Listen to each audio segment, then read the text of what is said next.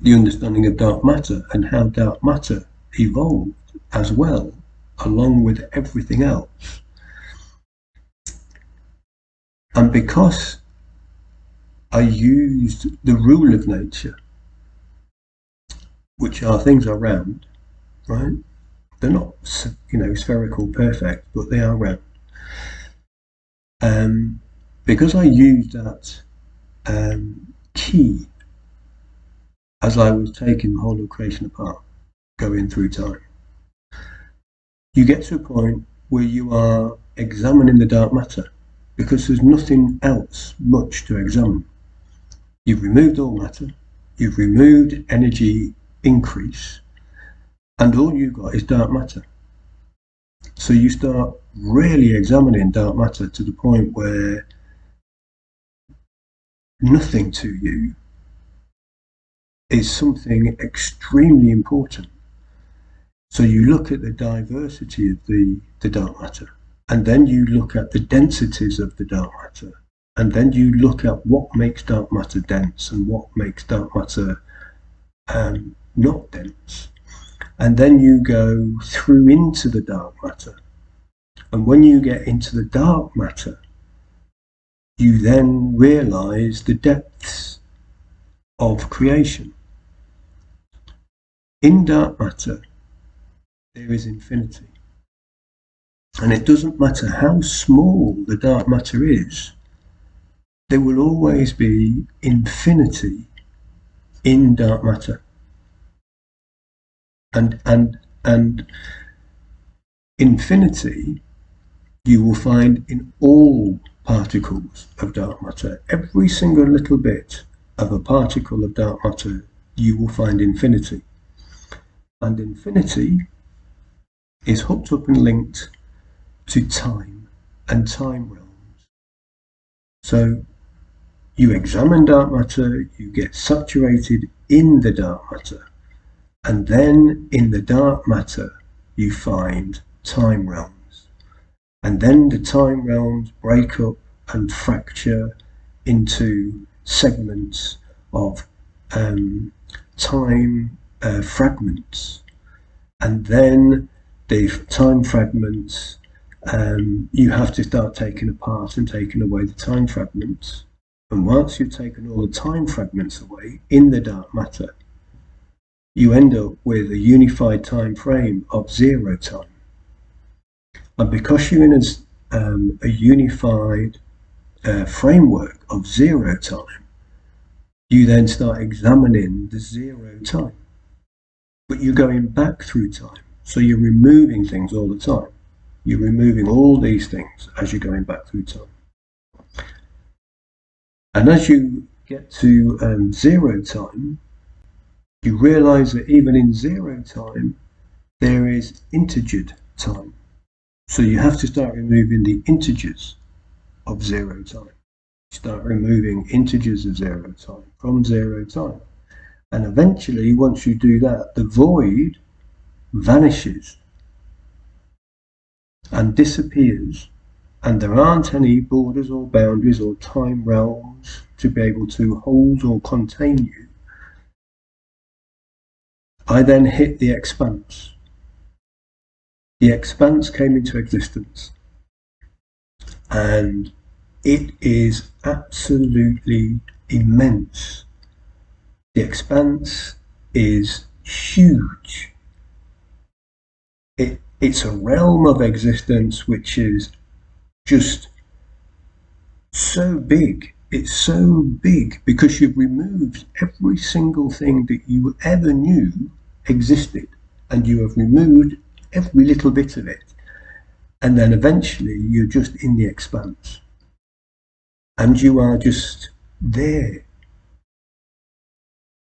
And that's when I realized that in the expanse, and because we've removed time and all time fragments, and we've and eradicated the void, right? Because the void never existed in the expanse. The time frame or the words for it, I don't know, but the expanse at one point didn't have a void in it. and it was just by itself. And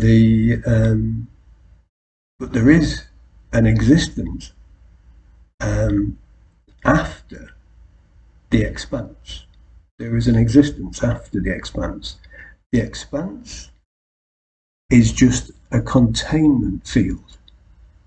So the expanse, even though empty and got nothing in it, it's just a containment field. So it means the expanse is made of something, and it's made to contain something. So I had to start taking the expanse to pieces. I had to start taking the framework of the expanse down.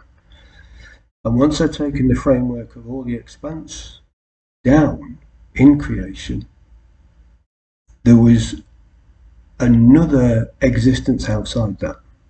A massive existence, even bigger than the expanse and just immense in existence. But in that area, on the outside of the expanse, is the mathematical complexity, the mathematical complex realm. And because it's a mathematical complex realm, it means that the mathematical complexity builds the expanse. So the mathematical complexity builds the huge expanse. And it's a mathematical framework, mathematical frameworking, but it's extremely diverse, and it's extremely old, and it's extremely calculative, and it's extremely and it's still evolving all of its routines. It's still evolving all things around it, and it's still building calculations, and it's still becoming more and more and more complex, and more and more and more dense in its calculative capabilities. But in quantum thinking, if you start taking this dense mathematical realm back through its time periods and back to the beginnings of simple routines and simple mathematic calculations and simple processes and extremely simple areas, you start ending up in an area of utter and total brand new realm. The birth of the creation and the making of just realms, nothing else. And there's even a further process that will go even further back through time. And it is a wonderful, marvellous place. It's worth examining to be able to get to know not just who you are as an individual or a person, but to get to know how the whole existence is so important that it helps you build a reality to a life which is definitely worth living.